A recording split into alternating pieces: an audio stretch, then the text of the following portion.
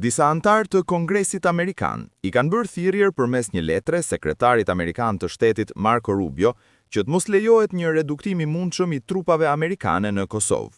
Sipas tyre, një vendim I tillë mund të rrezikojë stabilitetin jo vetëm në Kosovë, por edhe në të gjithë rajonin e Ballkanit Perëndimor, veçanërisht në një kohë kur ndikimet keqdashëse dhe tensionet politike në rajon mbeten të pranishme.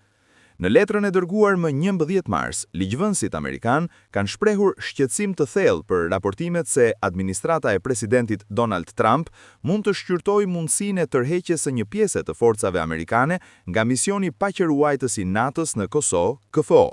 Sipas tyre, në një periudhë të brisht politike dhe me rritjen e ndikimeve destabilizuese në rajon, një reduktim I parakohshëm I pranisë amerikane mund të ketë pasoja serioze për stabilitetin e Kosovës dhe të vendeve të tjera të Ballkanit Perëndimor, veçanërisht Bosnjën e Hercegovinën. Për këtë arsye, ata e kanë bërë thirrje Departamentit të Shtetit që të ruhet niveli aktual I pranisë ushtarake amerikane në kuadër të KFO-s. Kjo letër vjen pas raportimeve të publikuara më 19 shkurt nga gazeta amerikane Politico, e cila, duke cituar diplomat të NATO-s, shkruante se Shtetet e Bashkuara po kërkojnë nga aleatët që të rishikojnë disa nga angazhimet e jashtme të aleancës, përfshirë edhe misionin në Kosovë. Megjithatë, Pentagoni, në një përgjigje për RL, kishte deklaruar se aktualisht nuk ka ndonjë njoftim zyrtar për ndryshim të dislokimit të forcave amerikane. Aktualisht, rreth 590 ushtar amerikan janë të vendosur në Kosovë si pjesë e misionit paqëruartës të NATO-s, KFO. Ky mision mbetet një nga shtyllat kryesore të sigurisë në vend, krahas policisë së Kosovës dhe misionit të Bashkimit Evropian për sundimin e ligjit, EULEX. Përveç rolit të përgjithshëm në ruajtjen e sigurisë, KFO I ka përgjegjësi edhe për monitorimin e situatës së sigurisë në vijën kufitare ndërmjet Kosovës dhe Serbisë, dy vende që vazhdojnë të kenë marrëdhënie të tensionuara. Në këtë kontekst, lindin disa pyetje kyçe. Si duhet të interpretohet kjo letër e kongresmenëve amerikan? A ekziston realisht mundësia e tërheqjes së trupave amerikane nga Kosova, apo bëhet fjalë më shumë për raportime dhe spekulime mediatike?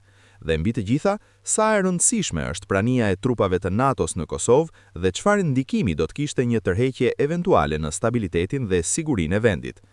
Hoxha, letra e një grupi kongresmenësh dhe senatorësh amerikan drejtuar sekretarit të shtetit Marco Rubio duhet parë me kujdes dhe pa panik.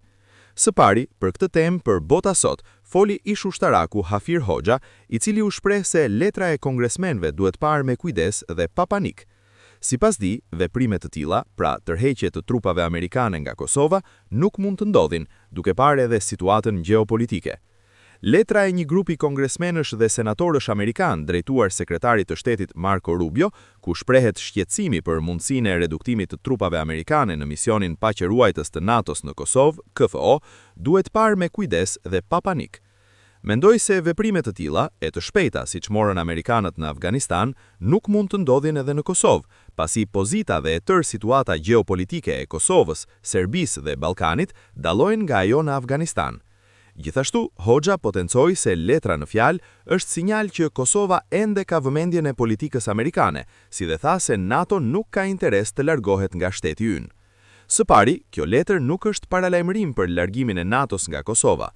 Përkundrazi, ajo tregon se brenda politikës amerikane ekziston një vetdije e fortë për rëndësinë strategjike që ka prania e trupave të NATO-s në Kosovë për stabilitetin e gjithë Ballkanit Perëndimor. Së dyti, duhet kuptuar se KFO është misioni NATO-s dhe jo vetëm I SBA-ve.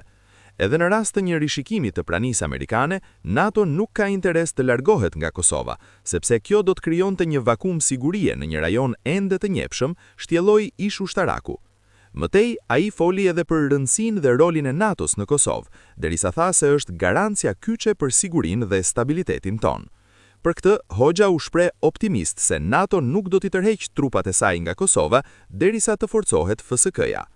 Prania e NATO-s në Kosovë është një nga shtyllat kryesore të sigurisë në vend, krahas policisë së Kosovës dhe misionit të Bashkimit Evropian për sundimin e ligjit, EULEX. Përveç rolit të përgjithshëm në ruajtjen e sigurisë, KFO I ka përgjegjësi edhe për monitorimin e situatës së sigurisë në vijën kufitare ndërmjet Kosovës dhe Serbisë, dy vende që vazhdojnë të kenë marrëdhënie të tensionuara. Në këtë kontekst, lindin disa pyetje kyçe. Si duhet të interpretohet kjo letër e kongresmenëve amerikan? A ekziston realisht mundësia e tërheqjes së trupave amerikane nga Kosova, apo bëhet fjalë më shumë për raportime dhe spekulime mediatike?